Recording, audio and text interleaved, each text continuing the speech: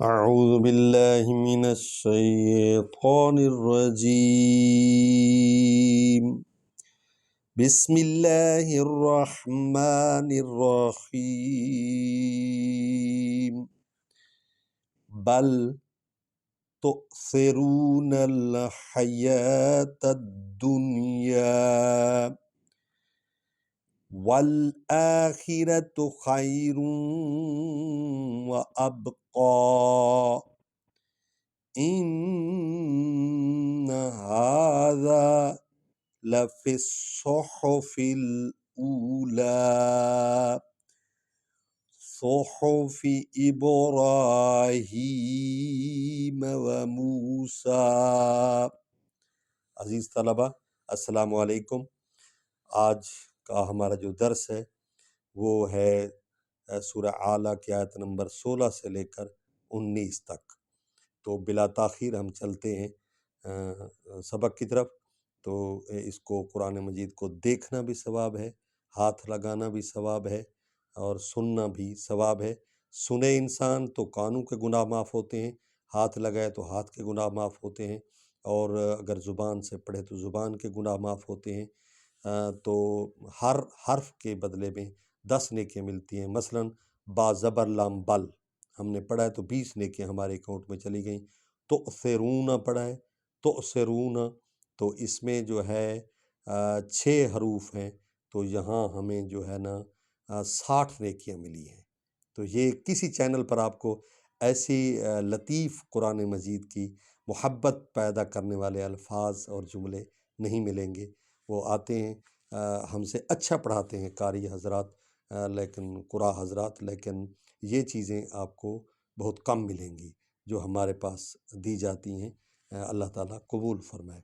تؤثرون، تؤثرون تے پیش حمزہ تو پڑھنا ہے، تؤثرون نہیں پڑھنا، کیونکہ ہم نے حمزہ کو پڑھنا ہے اور حمزہ پر جزم ہے، وا پر نہیں ہے۔ تؤثرون الحیات الدنیا، تؤثرون، تؤثرون تؤثرون سیرون بھی نہیں کرنا، سیرون بھی نہیں کرنا۔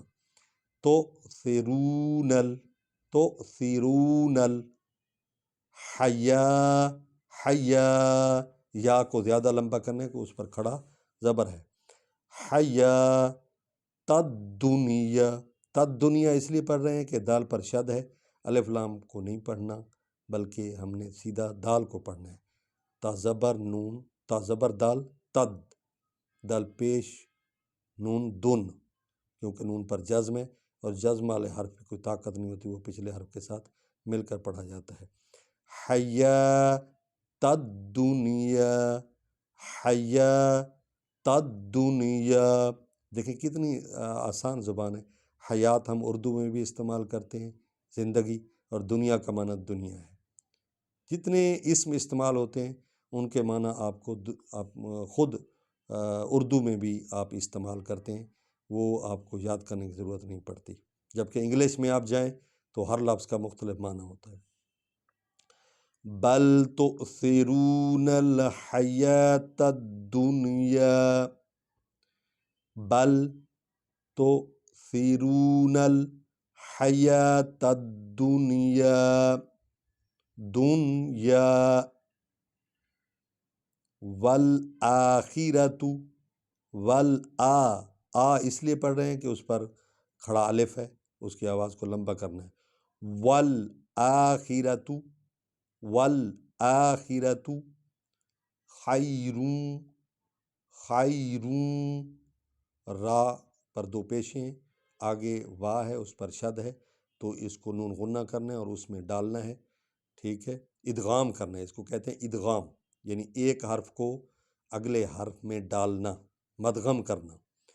خیر، خیر اس لیے پڑھ رہے ہیں کہ خیر نہیں پڑھنا، یہ اکثر خیر پڑھتے ہیں، یہ خیر نہیں ہے، کیونکہ یا جو ہے حرف لین ہے، اور یا اور وا سے پہلے ایک کلیہ ہے، یا اور وا سے پہلے اگر زبر والا حرف آ جائے تو اس وا اور یا کو ہم نے لین انداز میں پڑھنا ہے، نرم انداز میں پڑھنا ہے، ٹھیک ہو گیا؟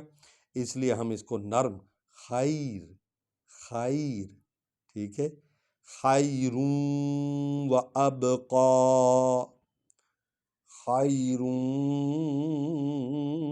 و ابقا، ٹھیک ہے۔ قا کو جو ہے ہم نے موٹا کرنا ہے، پر پڑھنا ہے، مستعلیہ حروف میں سے ہے، حروف حلقی میں سے ہے، اس کو ہم نے پر پڑھنا ہے۔ با حرف شفوی ہے، ہونٹوں سے نکالنا ہے۔ والآخرۃ خیر و ابقا، ٹھیک ہو گیا۔ اگلی آیت